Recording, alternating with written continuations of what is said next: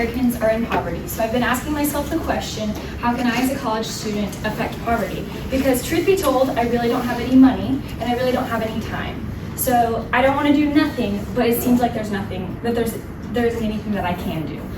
So I'm going to tell you today what you can do today to affect poverty. And so my speech today is about feminine hygiene care. I believe that this is the way that we can all practically affect poverty on a day-to-day basis. So I'm going to talk about the problems with current feminine hygiene care products, and then I'm going to tell you the answer, and then I'm going to tell you what you should do. So, feminine hygiene care products currently most often are used are pads and tampons. And they're great except for three big reasons. So the first is their cost. They're very expensive. So the feminine hygiene care industry is a $5.4 billion industry in the United States alone.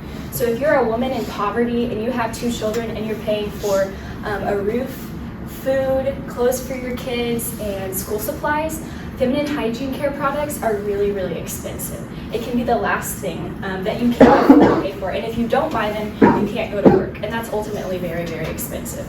So this is a huge expense to women in poverty. Next is that they're dangerous. So if you are a woman, you should be familiar with toxic shock syndrome.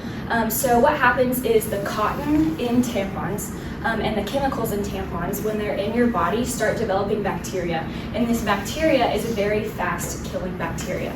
So at 12 hours after having a tampon in, you're at risk of going into toxic shock syndrome. So this is only 4 hours after the recommended time that you should be wearing a tampon, which means it's very easy to forget. And millions of women die from this every year, especially because they're not educated about this or they can't read the box to learn this. So I read a study in France, and they were looking at menstrual-related toxic shock syndrome, and not a single person in their case study lived. So toxic shock syndrome is something that at 72 hours you very well may be dead. It is a fast killer. It's not something that takes a long time. It looks like the flu, and then you die. It's very dangerous, and you can't mess with it. And so the last thing is the environment. Women use these once a week, every month, for 30-ish years. They throw them all away. It's just not eco-friendly. And you might say, Kate, this is not the thing that's going to end the world. And you're right, but it all adds up, and it does matter in the grand scheme of things. So what are we to do if we have all these problems? I believe the answer is menstrual cups. So the person's hands on the left is a menstrual cup. So this is a silicone cup that suctions a little bit below the cervix and holds blood. You can wear this for 12 hours and then change it, and it's reusable. And so here are the reasons that it's better than pads and tampons. So first, it's very cheap. It costs $10 to $30 depending on the brand you want, and you can reuse this up until you have children, and then you need to get one that's a slightly different shape, and then you can use this again as long as you would like. So it's not affordable to buy feminine hygiene products for a woman for 5 years, but it is affordable to buy them a $30 menstrual cup and give them feminine hygiene products for 5 years. Next is the danger. So since they're made of silicone, there's no cotton, there aren't any chemicals, the cup itself does not put you at risk of toxic shock syndrome. Now, I read studies of women who got toxic shock from leaving in a menstrual cup for 9 days, but that's because the blood inside of their bodies developed bacteria, not because of the menstrual cup. So just like if you got a cut on your arm and you left a bloody bandage on it for 9 days, it would develop bacteria. That's just good sense. So this is not nearly as dangerous for women as pads and tampons. And then lastly, it's eco-friendly because all you do is you wash it. You put it under warm water and soap. And you might say, well, if a woman's in poverty, she doesn't have soap and water. Well, you shouldn't be using tampons if you don't have soap and water either. So there's a bigger problem already. Most women are within walking distance of a gas station to wash their hands.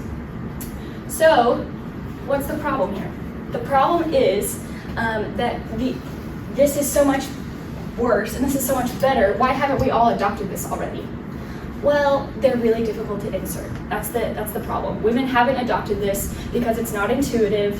It's something that you have to figure out and you have to learn, and then it works really well for a really long time.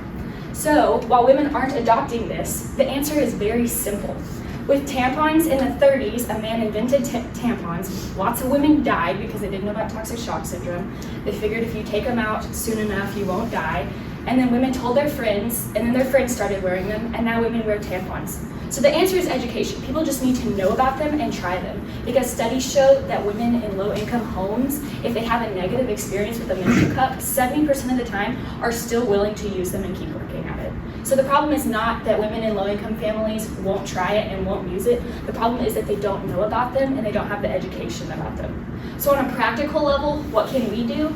The answer is we just need to talk about it. We just need to popularize it. So if you went home today and you said to your roommate, oh my gosh, I heard this girl today in speech class and she gave a speech about menstrual cups, like, ew, gross, you're helping. You're affecting poverty. You just need to popularize menstrual cups so that women know about them, so that women start buying them, so that women start using them, and so that our schools talk about them. So I'll leave you with this quote, and it's from Albert Einstein, and it says, "The world is a dangerous place to live, not because of the people who are evil, but because of those who do not."